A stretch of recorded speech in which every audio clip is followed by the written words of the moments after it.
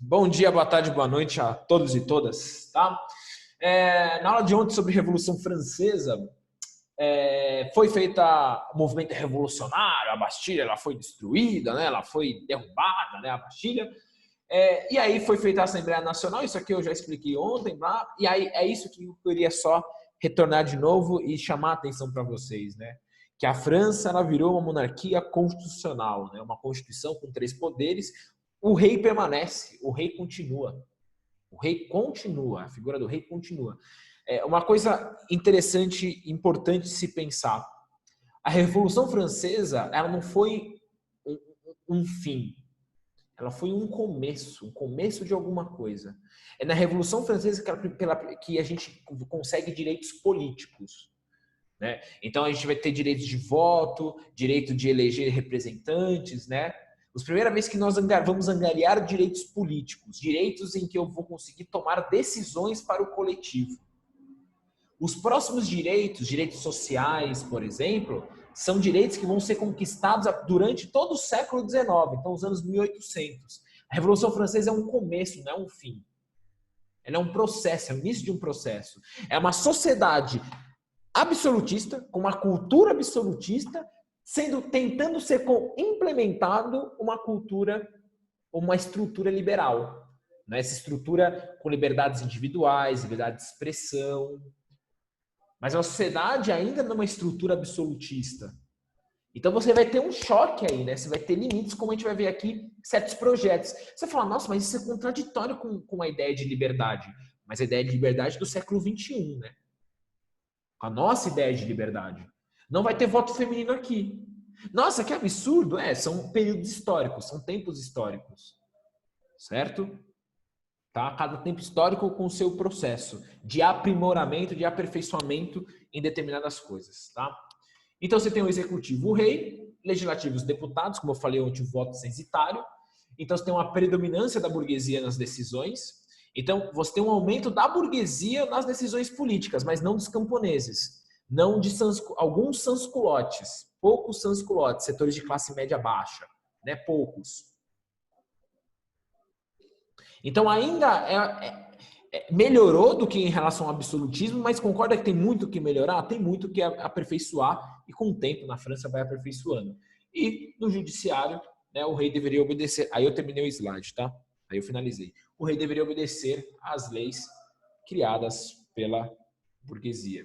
O rei deveria obedecer às leis. Não tem crase aqui. Eu não quero. Até podia rolar com crase, mas né? O rei deveria obedecer às leis criadas pela burguesia. Beleza? E aí tem uma carta fundamental, a famosa Declaração de Direitos do Homem e do Cidadão. E aí quando falam que é do homem, é no sentido masculino mesmo. As mulheres, de novo, não vão ter direito a voto. Aqui o homem não está no sentido de homem universal. Até tá, né? No sentido do homem, mas o certo seria os direitos dos seres humanos, ou os direitos de todas as pessoas, né? Ou a famosa Carta de Direitos Humanos, né? E aí, independentemente de gênero. Mas, enfim, como eu falei, cada época com os seus valores, com as suas ideias. E aí até busquei uns artigos aqui, né? Que você tem acesso, é fácil, só você colocar esse título aí em cima que eu coloquei, o que você acha. Né? Os homens nascem e são livres e iguais em direitos. Acabou a distinção por nascença. Acabou. Se você nasceu rico ou pobre, você tem os direitos iguais. Seja rico, seja pobre, o velhinho sempre vem. Ai, Natal, logo, logo tá aí. Então a gente só pode fundamentar-se em utilidade comum. As distinções sociais vão pelas suas habilidades, pela sua experiência, por aquilo que você. Se você for mais efetivo do que os outros, beleza. Você vai ter angariar mais dinheiro, você vai conseguir certos, não benefícios, mas você vai conseguir certas melhorias sociais por distinções naturais. O fundamental é todo mundo começar igual. Se todo mundo começa igual, beleza.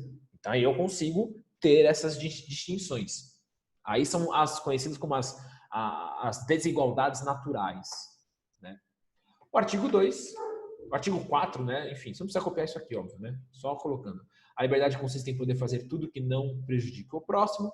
Assim, o exercício dos direitos naturais de cada homem não tem por limites, senão aqueles que asseguram aos outros membros da sociedade o gozo dos mesmos direitos. aquela famosa frase, a minha liberdade, ela termina quando começa a sua, né? E o 4, né, a lei apenas deve estabelecer penas estritas e evidentemente necessárias e ninguém pode ser punido senão por força de uma lei. Isso aqui é interessante, você querer fazer justiça pelas próprias mãos. Ou a própria polícia, né? A polícia não tá para fazer justiça, sabia? A justiça quem faz é um juiz.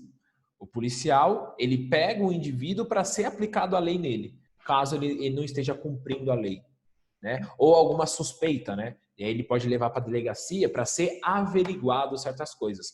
O policial não tem que aplicar a justiça. Esse não é o papel da polícia.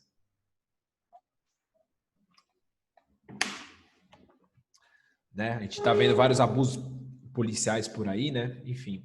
Eu estava pensando em fazer uma aula à tarde aí, agora que acabou esse período de provas, que eu tenho um pouco mais de tempo, tratar sobre esses temas, né? No momento mais fora da sala de aula à tarde, né? Enfim. Eu sei que pode ter gente que trabalha, mas eu gravaria mesmo assim, né? Mas, enfim, tratar desses temas mais polêmicos, né? Atuais. Seguindo, tá? O rei, ele vai mudar de palácio. Ele estava em Versalhes, acho que ontem eu falei, né? Que Versalhes é a cidade como se fosse Guarulhos, né? O rei vem para a capital, vem para Paris, no palácio que fica em Paris, fica na capital. E por que isso, né? Por que o rei ele se desloca? Ora, o rei vai se deslocar porque a população precisa ver o rei, vigiar o rei. O rei precisa estar também mais próximo da sua população para que ele possa ver o que está acontecendo, o que seja necessário também. É uma via de mão dupla. Então o rei vê o que é necessário para a população, porque ele está ali, ele abre a janela e vê a cidade. E também a população, né, vigia, olha, observa o rei. Né? Porque agora ele não é soberano, não é supremo. Existe agora uma constituição que limita os seus poderes. Só que a Revolução Francesa, quando ela estoura, gente, quando a Revolução Francesa estoura, a gente tem um problema. Quer dizer, a gente não, mas os países vizinhos vê a Revolução Francesa como um problema. E por quê? São países absolutistas. Ou melhor, são reinos absolutistas.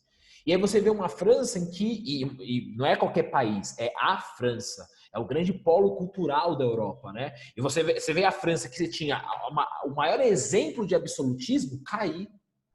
O símbolo do absolutismo europeu caiu. E teve agora o rei que vai ter poder limitado. Né? Você vai ter um rei que não é mais um deus, ele é um cidadão agora. Os direitos do rei é o mesmo que um camponês. Portanto, gera inimizades, né? Você tem uma preocupação então das monarquias vizinhas. E aí você tem o início de uma união contra a França, né? E quais serão, eu coloquei, quais serão esses países, esses reinos, né? A Prússia, o reino da Prússia e o reino da Áustria, que fazem fronteira, né? Aqui, o reino da Prússia, e a Prússia ela tem toda essa região aqui, ela tem influência. Chegando na França, o Império Austríaco é a mesma coisa, chegando aqui na França. Então fazem, querendo ou não, fronteira. E isso vai ser, obviamente, fonte para o nacionalismo da francês, né?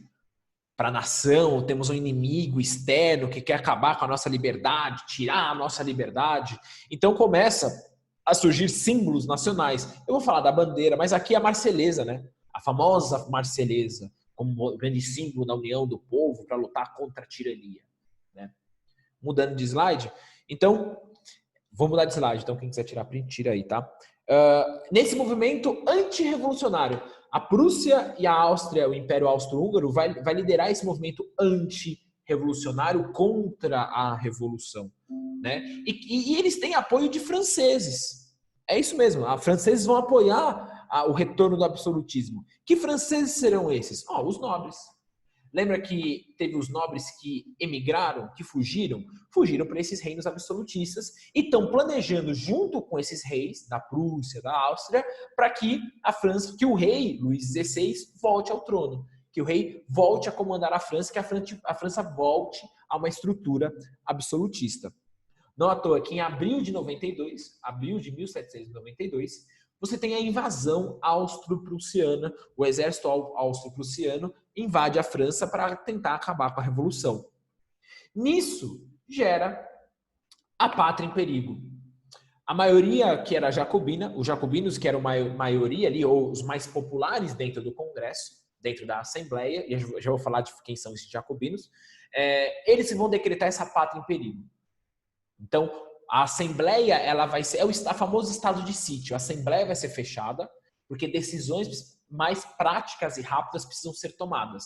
Quando o país entra em guerra, acontece isso, né? O Congresso dá poderes para o presidente ou para o primeiro-ministro para decisões, para que as decisões possam ser tomadas mais rápidas.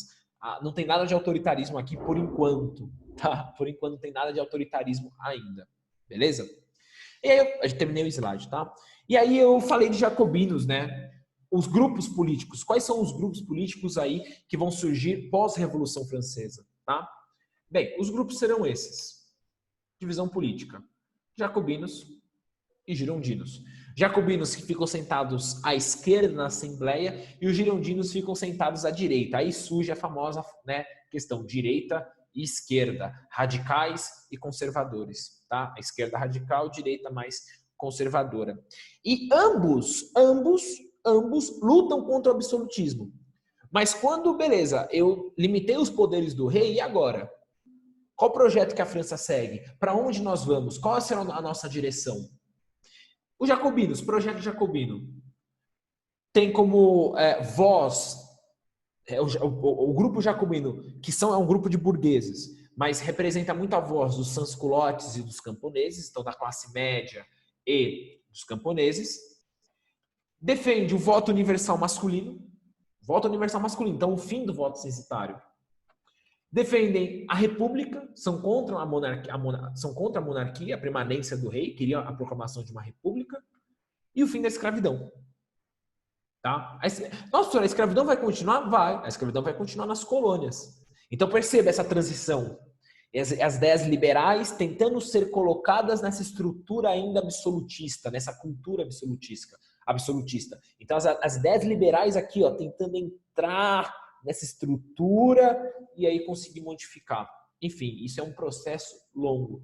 Girondinos, ao contrário, né? Os girondinos são mais radicais. Os girondinos, aí uma classe média alta, ou conhecida como alta burguesia, alguns girondinos ficam na alta burguesia. Voto censitário, a manutenção do voto censitário, manter o voto através da renda. Apoia a monarquia constitucional, então a figura do rei, apoia a figura do rei, e a manutenção da escravidão.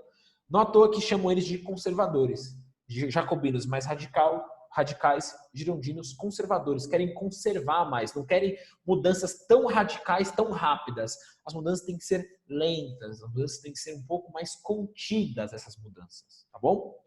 E o último grupo é o famoso pântano ou planície, né? A alta burguesia aqui, essa alta burguesia são os banqueiros, a burguesia financeira. E esse pântano ou planície, qual que é a característica deles? É o seguinte, quem tiver mais popular no período ganha. Um pouco isso, tá?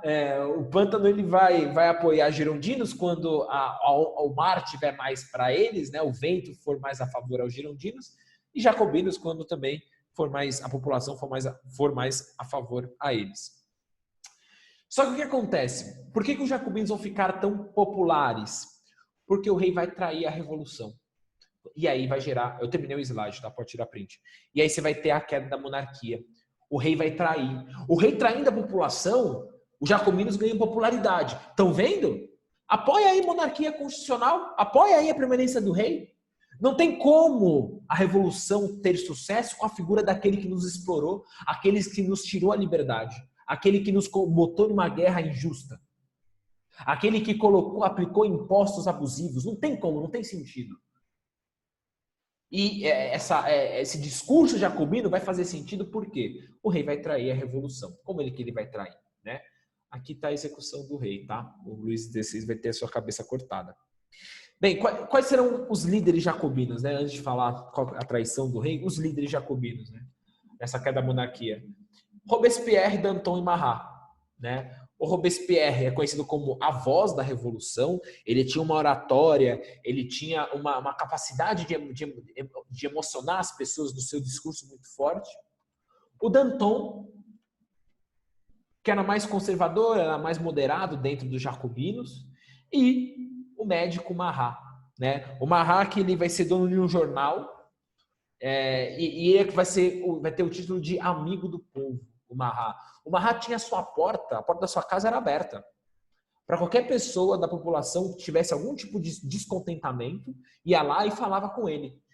E aí ele tentava, através do seu jornal e também com Robespierre, dentro das lideranças jacobinas, tentar fazer as melhorias, ouvir o povo, falar com os camponeses, com os miseráveis, com os sans-culottes, né? O Marat, esse era o título, amigo do povo, né? Quem deixaria a sua casa aberta assim para qualquer um entrar? Era a casa do Marat, tá? Em agosto de 92, você tem a prisão do Luís XVI. Ele tenta fugir, tá? Para a Prússia. Ele tenta fugir para a Prússia. E ele leva com ele os dados, as informações de onde estão localizados o exército francês. Luís XVI tenta levar para o inimigo aonde estão as fraquezas do exército francês. Ele trai a revolução. Essa é a grande traição do Luís XVI. Então, com a prisão do Luís XVI, é proclamada a República. Só que em 93, acho que a execução. Isso, a execução vai ser alguns meses depois. Vai ter a execução do Luís XVI, depois a sua esposa 6 meses depois, tá? Isso gera uma revolta tremenda, enorme, em apoiadores do rei, que tinham a figura do rei ainda como, não como querida, mas algo respeitado, como um pilar fundamental para a nação. Olha essa transição. Para o iluminista, pro iluminista, a nação não precisa de um rei. Ela precisa do povo. Só que, de novo, olha essa estrutura absolutista. Parte da população se revolta, fala, opa, peraí, mas para o Estado funcionar, para a minha ideia, para a ideia de certa parte da população, para o governo, para o Estado francês permanecer, a figura do rei era fundamental. Óbvio que alguns nobres também se aproveitam disso, e aí a revolta de Vendéia mostra um pouco isso, camponeses que se levantam contra a revolução, isso mesmo, camponeses. A revolução não é unânime, nada é unânime. A pandemia não é unânime, nem na pandemia, que as pessoas falavam que saúde em primeiro lugar, não é bem assim saúde em primeiro lugar, não é unânime. Né? Tem a economia também, tem a questão econômica. Então nada é unânime. Uma coisa que a pandemia me ensinou foi isso, nada é unânime, nada é óbvio. E, de novo, né, essa expansão das coligações contra a França. Então, terminei o slide, tá? Então, a França é uma república. E aí eu preciso de um novo símbolo para essa república. Os símbolos do rei da monarquia vão ser colocados de lado e um novo símbolo vai ser colocado. E aí tá aqui o símbolo da República Francesa. Tá aí. Né? Unité, indivisibilité de la République.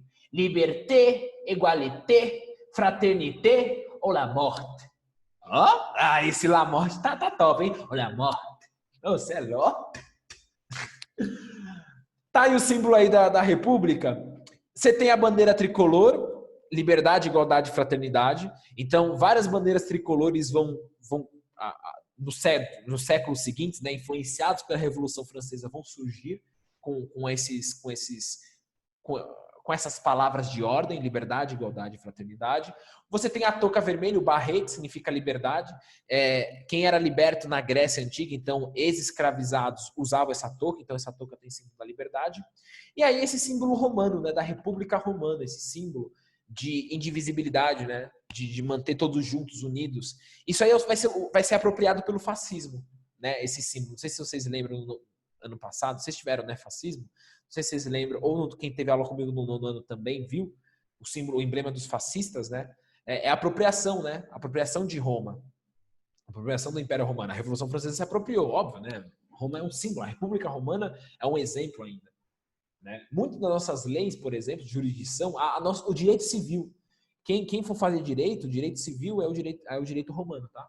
Você vai ler o direito romano. E tem leis assim que eram em Roma que estão colocadas na sociedade que são praticamente iguais, idênticas. Bem, na República, a Assembleia muda o nome, chama de convenção, então muito cuidado na hora da prova, vestibulares, né, ou questões. Quando fala, Convenção Francesa, então você fala, opa, República, não tem mais rei. É um marco também temporal, é um nome para um marco temporal, convenção, tá? Você vai ter uma nova Constituição. Lembra que o rei traiu? Então você tem uma popularidade jacobina, né? Então, eleições feitas por sufrágio universal masculino e Com essa guerra, com os conflitos que a França está enfrentando, obviamente que a produção diminui, então os alimentos ficam escassos, ficam faltando. E os girondinos, por ser o grupo burguês mais rico, eles têm mais propriedade, possuem mais terras. O que acontece? O preço dos alimentos sobe demais. Eles aumentam demais o preço do alimento, gerando a fome de novo. A revolução que prometia acabar com a fome gera a própria fome, aumentando os preços. Girondinos aumentando o preço dos produtos, as pessoas começam a passar fome. Olha o ódio aos girondinos, ao grupo girondino aqui, o surgimento disso. E o Marat, ele é morto. O Marat é assassinado. Ele não deixava a porta de casa aberta para as pessoas entrarem. Um opositor aos jacobinos, um monarquista, matou o Marat. Tem até uma foto, um quadro famoso assim do Marat jogado na sua banheira, tal. É porque ele tinha um problema de pele também, então por isso que ele estava na banheira. Enfim. Por causa disso, camadas populares liderados pelos jacobinos invadem a Assembleia, ou melhor dizendo, invadem a convenção e prendem todos os deputados girondinos. Prendem os girondinos. Os girondinos representaram esse símbolo da morte do Marat, do aumento dos preços, gerando a fome. Então, os jacobinos, grupos apoiadores de jacobinos e jacobinos expulsam os girondinos da convenção. E aí eu terminei o slide, viu, gente? Então, é o início, então, da soberania jacobina e da famosa política de terror de Robespierre, tá bom? Tá aqui o Robespierre, de novo. E aí tem o início na França a política do terror, e aí a ditadura, o autoritarismo jacobino, né?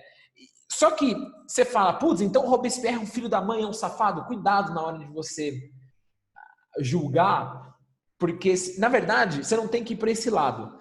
Nesse período aconteceram benefícios, coisas boas aconteceram, né? Por exemplo, direito ao trabalho e educação gratuita. Outra coisa, reforma agrária, distribuição de terra. Fim da escravidão nas colônias, aí principalmente na colônia do Haiti, que era a colônia mais importante francesa.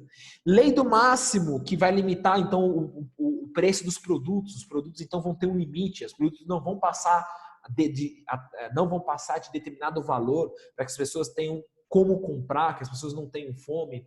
Assistência aos indigentes. Então percebam, olha quantas coisas boas. Ah, professor, então foi um período bom? Então, prendeu os jacobinos. Prendeu a oposição. E aí? Cuidado com o seu pensamento, bom ou ruim, não pensa nisso. Pensa, bem, através desse meio, os jacobinos conseguiram colocar esse tipo de projeto. Através desse meio. Problemático. E criam um comitê de salvação pública, né? Uma defesa interna e externa da revolução. E aí vem a famosa política do terror, né? O Comitê de Salvação Pública, o que é esse comitê? É tipo um julgamento, né? Um tribunal em que pessoas vão ser julgadas. E qual que é o problema disso? Qualquer pessoa suspeita de oposição ao governo será presa. Lembra muito o período absolutista. Olha o autoritarismo. Olha a estrutura absolutista autoritária aqui, né? Não tem outro meio. Na visão deles. Mesmo falando em liberdade, igualdade, liberdade em relação à lei, peraí, eu vou prender pessoa suspeita? Como eu vou prender pessoa suspeita? Como eu vou prender pessoa sem provas? É a mesma coisa no Brasil hoje, eu falar que a lei é igual para todo mundo, mas eu tenho um racismo estrutural, eu tenho um machismo estrutural. No Brasil, hoje, você tem um combate em relação a isso, né? Você tem uma teoria liberal, né, de direitos políticos, direitos sociais, só que você tem uma sociedade extremamente racista e machista, homofóbica também.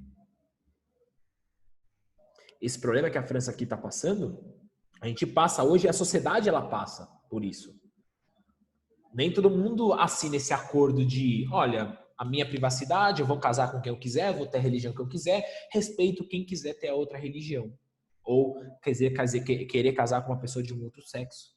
Ou não ter religião.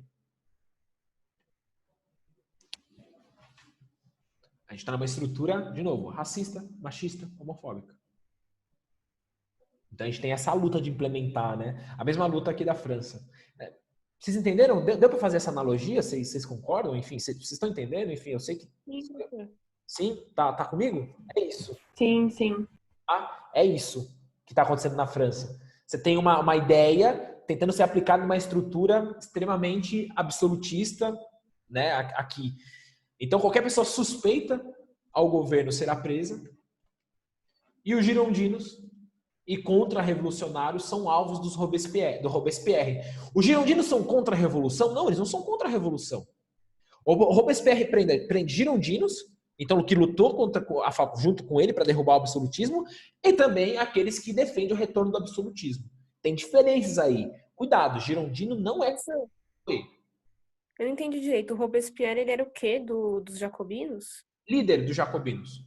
Ah, tá. Tá bom? Só que eu quero dizer o seguinte, os girondinos e Girondino é contra a revolução? Não. Girondino não quer o retorno do absolutismo. Nem os jacobinos, eles lutaram juntos.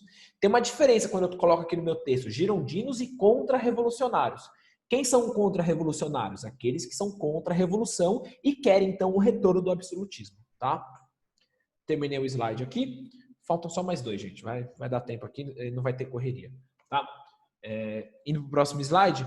Quais são as consequências desse exagero na política do terror do Robespierre? Né? Mudando de slide, a guilhotina, né, vai ser extremamente usada, é uma execução comum no absolutismo, só que vai ficar extremamente comum nessa política do terror do Robespierre. As execuções vão ser diárias, tá? Milhares de pessoas mortas. E aí o que acontece? Consequência. Robespierre começa a executar seus partidários. Robespierre começa a executar jacobinos e pessoas próximas a ele.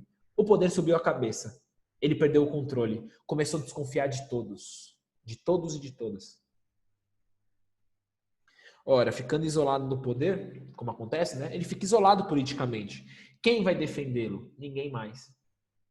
Essa execução dos seus partidários, esse início de execução dos seus aliados, dá força aos girondinos que sobreviveram, aos girondinos que se esconderam. Robespierre começa a perder força política. Nisso, então, os girondinos decretam a prisão de Robespierre e o Robespierre ele é executado na guilhotina em 27 de julho de 1794. Essa reação dos girondinos é conhecida como a reação termidoriana. Tá? A reação termidoriana. É tirar os jacobinos do poder, Robespierre e os jacobinos perdem força e os girondinos voltam ao poder. Agora, quer dizer, voltam ao poder sem os jacobinos agora, né? Que agora é a vez dos girondinos, agora é a hora de eu dar o troco. Os girondinos tomam agora o poder na França. Eu terminei o slide, tá? Qual vai ser o nome desse governo girondino? Né? Após essa reação termidoriana, essa reação girondina contra os jacobinos, qual vai ser dado o nome do governo girondino? Vai ser dado de diretório. Aqui você tem um quadro, né, com o Robespierre com a sua cabeça cortada. É feita uma nova constituição. Então, muito daquilo que foi colocado pelos jacobinos vai ser tirado. Por exemplo, voto censitário vai voltar. O retorno da escravidão nas colônias no Haiti, que vai gerar a independência do Haiti, por causa disso, gera a independência do Haiti. Então, vai ter o retorno da escravidão, o fim da lei do máximo e a perseguição a quem tinha a simpatia pelo governo anterior. Aquele negócio que eu falei, troco, né? É o troco. Vai ter o terror branco, né?